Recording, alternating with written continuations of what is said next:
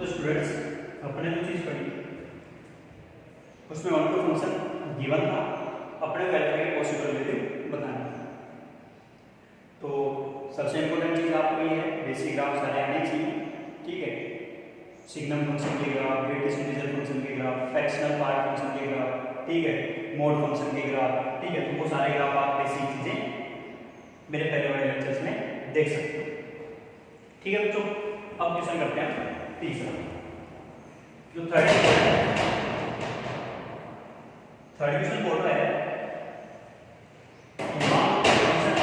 ए से बी में डिफाइंड है। मान लो कोई फंक्शन ए से बी में डिफाइंड है और सेट ए में कुछ एलिमेंट दे रखे हैं और सेट बी में कुछ एलिमेंट दे रखे हैं। आपको कमेंट करना है कि वो फंक्शन इनटू और ऑनटू कब तक पॉसिबल है, ठीक है। क्या दिया आपको कि late f is a to b and number of element in set A, suppose n1 है, number of element in set B into है, then find function is into or onto। बताना क्या था, into है या onto, पहली चीज। अब कंडीशन कैसे दे रखी है कि number of elements in set A greater than number of elements in set B, n1 less than n2, n1 equals to n2। जहां पर भी आपको ये n a ऐसा कुछ देखिए, इसका मतलब कुछ नहीं देखता, क्या देखता है number of elements in set. Suppose यहाँ a देखते हैं तो a ऐसे मैं बोल सकता हूँ is equals to n1 number of elements in set b is equals to n। Number of elements in set A और number of elements in set B, Na और Nb का मतलब ये था। अच्छा, पहली चीज इनटू है या ऑनटू है, बताना कैसे है, कंडीशन बेस। अच्छा, तो n1 ग्रेटर देन क्या दिया था, n2, कि भाई सेट A में एलिमेंट ज्यादा होना चाहिए और सेट B में एलिमेंट कम होने चाहिए। सपोज मान लेते हैं कि ये दो सेट है, ये n1 वाले n1 और n2 के अनुरूप सेट A और ये सेट B है। इसमें कुछ एलिमेंट्स लेते हैं, सपोज 1 2 3, इसमें कुछ एलिमेंट लेते हैं A B, ठीक है। अब थोड़ा ध्यान देना, तो इसे मैपिंग करके देखना है अपने को इनटू फंक्शन का हो सकता है, ऑनटू फंक्शन का हो सकता है, या दोनों पॉसिबल है या दोनों पॉसिबल नहीं। अच्छा, मैं क्या कर सकता हूं, अगर मैंने 1 से ही दोनों फंक्शन की मैपिंग कर दी, मतलब 1 से दोनों फंक्शन की इमेज बना दी, ठीक है, सेट A से सेट B में क्या है A और B। अगर ऐसा पॉसिबल है तो फिर दो एलिमेंट क्या हो गए, छूट गए। डोमेन में कभी भी कोई एलिमेंट छूट नहीं सकता, उसकी एक ना एक कम से कम एक इमेज तो बननी ही चाहिए, और कम से कम एक इमेज बनने का मतलब फंक्शन होगा। बट यहाँ क्या होगा, मैंने क्या बोला कि आप सिर्फ 1 की मैपिंग कीजिए, बाकी दो एलिमेंट को छोड़ दीजिए, या मैं बोलूं कि 2 की मैपिंग कर दीजिए, बाकी 1 और 3 को छोड़ दीजिए, या मैं फिर वो बोलूं कि 3 की मैपिंग कर दीजिए, 1 और 2 को छोड़ दीजिए। तो इसका मतलब डोमेन में कोई एलिमेंट छोड़ गया, रह गया, इसका मतलब आपके पास में फंक्शन ही नहीं है। पहली चीज, मतलब ऐसा कैसे पॉसिबल हो सकता है। दूसरी, आगे सेट A है, सेट B है, 1 2 3 A और B, अगेन सेट A और सेट B, अगेन मैपिंग करते हैं। इसका मतलब यहाँ पे तो क्या हो गया, ये तो नॉट ए फंक्शन। अगर मैंने ऐसी चीज ली है, अगर मेरा पॉइंट ऑफ व्यू या पॉइंट ऑफ थिंकिंग ये है तो वो फंक्शन ही नहीं। पहले चीज अपने को बताना है इनटू और ऑनटू फंक्शन। दूसरी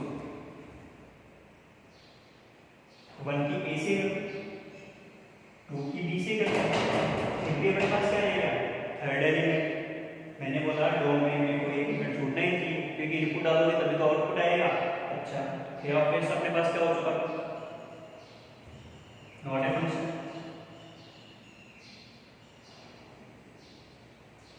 ठीक है। अच्छा, अभी तक ये फंक्शन नहीं था, अभी भी फंक्शन नहीं है। अच्छा, अब थर्ड पॉइंट मैं ऊपर करता हूं,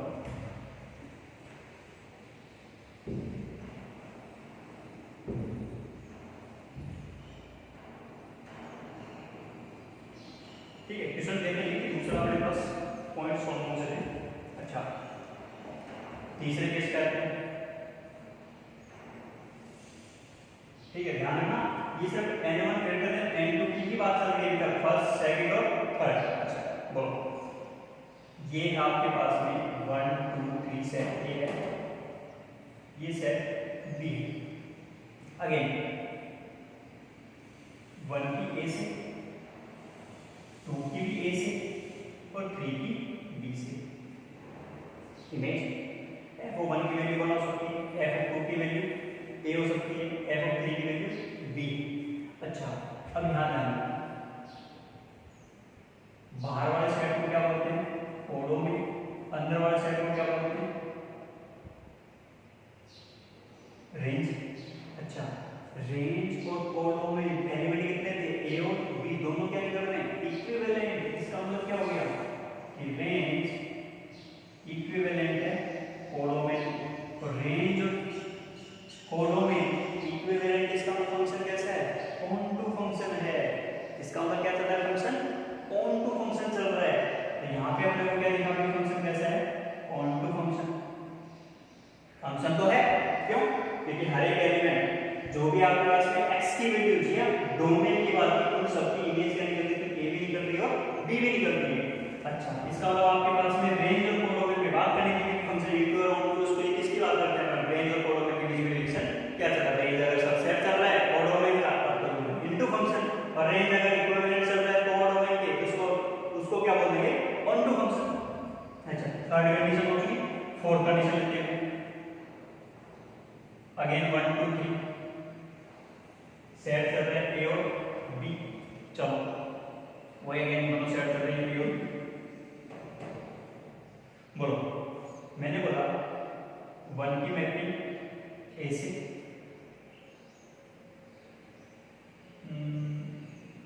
2 की मैपिंग ए से और 3 की मैपिंग ए से। पॉसिबल है 1 की मैपिंग भी ए आ रही हो, 2 की मैपिंग भी क्या आ रही हो, ए आ रही हो, 3 की मैपिंग भी क्या आ रही हो, ए आ रही हो। इसका मतलब क्या हो, जो आपके पास में इन तीनों की मैपिंग ए की आ रही है, इसका मतलब आपके पास में ये तो क्या बन जाएगा, रेंज, और ये पूरा सेट क्या बन जाएगा, कोडोमेन।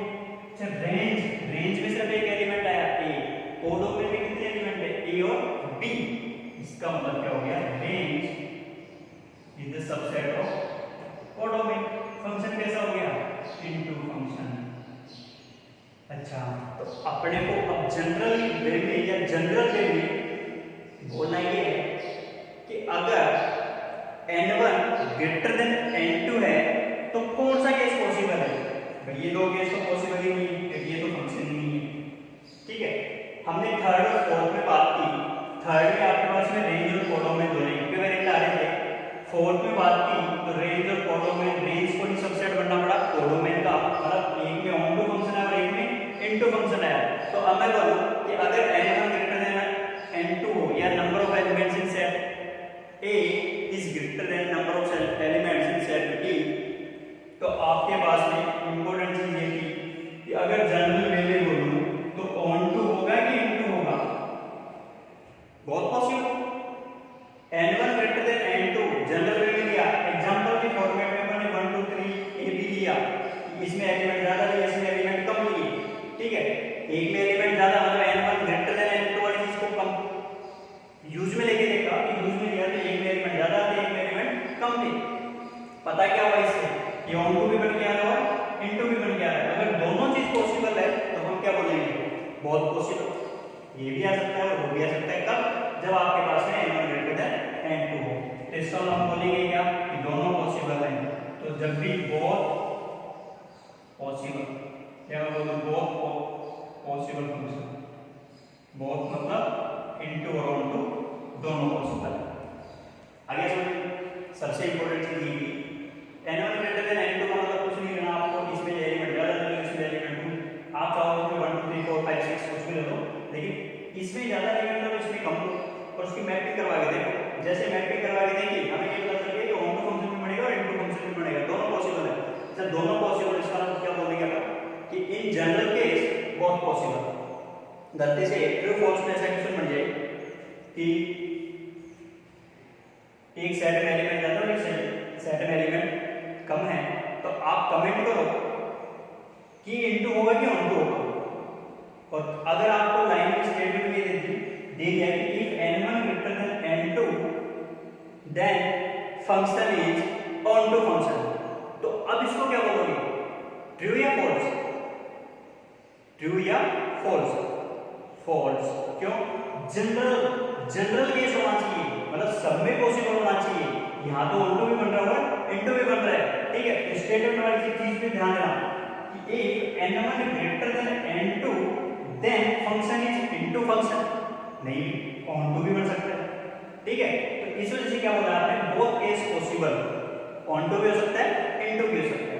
अच्छा, अब इसी का सेकंड पार्ट करते हैं। सेकंड पार्ट आपके पास में n1 लेस देन n2, बात की अभी अपन ने n1 ग्रेटर देन n2 की, अब बात कर लेते हैं n1 लेस देन n2। चलो अगेन वही केस बनाते हैं।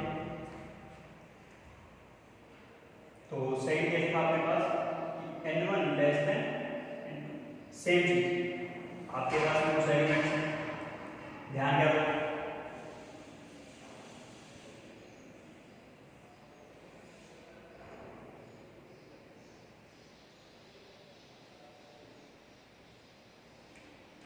ठीक है। क्या ध्यान दिया, n1 लेस देन n2 चल रहा है। अच्छा, मैपिंग केस पॉसिबल,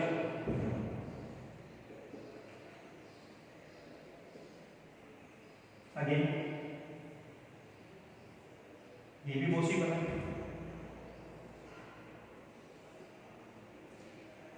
दोनों फंक्शन है, अगर मैंने यहाँ पे एलिमेंट छोड़ दिया फिर उसकी मैपिंग करवा दी तो फंक्शन ही है, तो उससे अपने को बात करनी है, अपने को बात किसी करनी है, n1 में क्या होना चाहिए, कम एलिमेंट, और n2 में क्या होना चाहिए, सेट में एलिमेंट ज्यादा होना चाहिए, सेट में एलिमेंट कम होने चाहिए। अच्छा, इसके अलावा अगर और कोई सुनाई तो 1 2 a b c, ठीक है।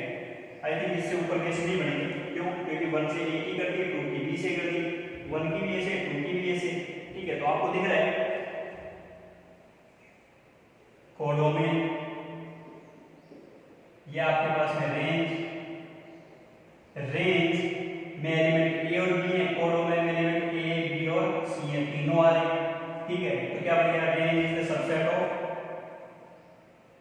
Codomain, range is the subset of codomain. Function कैसा हो गया, इनटू फंक्शन।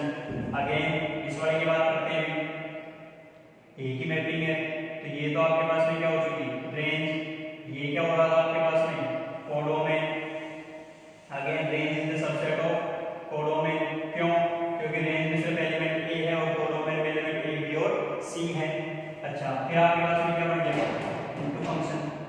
इसका मतलब आपके पास में n1 लेस देन n2 होगा, तब हमेशा क्या बनने वाला है, इनटू फंक्शन।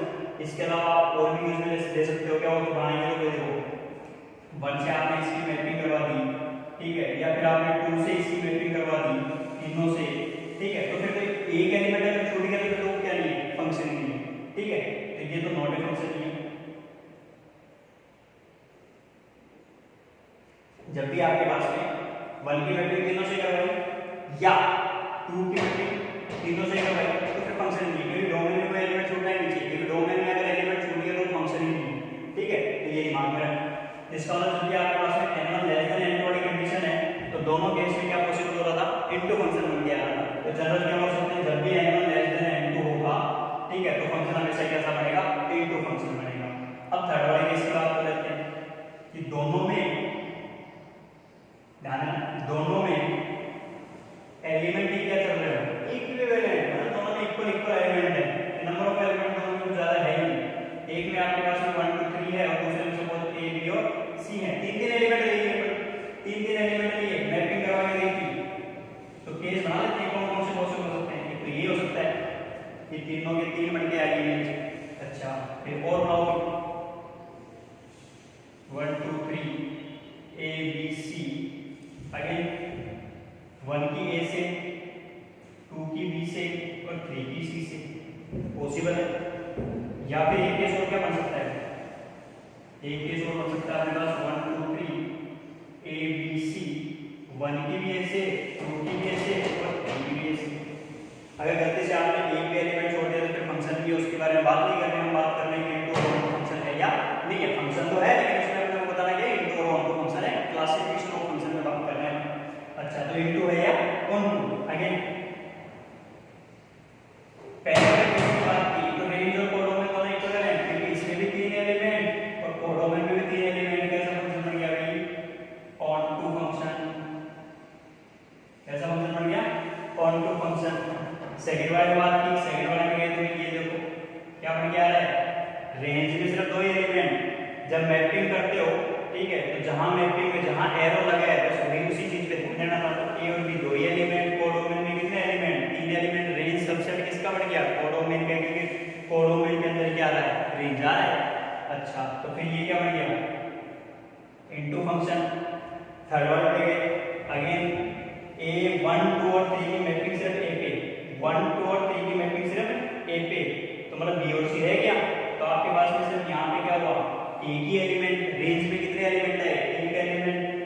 कोडोमेन में कितने एलिमेंट, 3 एलिमेंट। फंक्शन कैसा हो गया, अगेन इनटू फंक्शन। अब इंपॉर्टेंट चीज कि जनरली हमें बोलना क्या पड़ेगा, ऑनटू भी हो सकता है, इनटू भी हो सकता है, both cases are possible. Onto function भी बन सकता है, इनटू फंक्शन भी बन सकता है। कब बन सकता है, जब n1 = n2 होगा तो हम बोलेंगे कि बोथ फंक्शन आर पॉसिबल या both possible functions, both function या बोथ फंक्शंस आर पॉसिबल।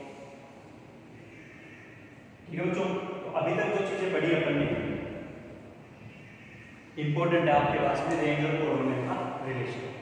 ठीक है, अगर मुझे वो पता है ठीक है, उसके बारे में मुझे सिर्फ क्वेश्चन पे ध्यान नहीं देना है, सिर्फ ये देखना है कि वो चीज रेंज गायब है तो रेंज को निकाल के लाओ। ठीक है, कोडोमेन आपको गिवन होगा। ठीक है, अदरवाइज ये अपने पास एनालिटिकल व्यू के क्वेश्चन थे जो अपन ने अभी तक 2 क्वेश्चन किए थे, एक ग्राफ से और एक अपने पास जनरल नंबर ऑफ एलिमेंट्स है, इन बोर्ड की सेट करी है अपने। ठीक है, तो आपको ये पता चल गया कि फंक्शन इनटू और ऑनटू कैसे कैसे हो सकता है। ठीक है, तो अभी के लिए अपने पास ये 3 क्वेश्चन है। नेक्स्ट टाइम पे अपन इनटू और ऑनटू फंक्शन के जो भी एग्जाम में, जेईई मेंस में या एडवांस में आए हुए क्वेश्चन होंगे वो डिस्कस करेंगे। ठीक है।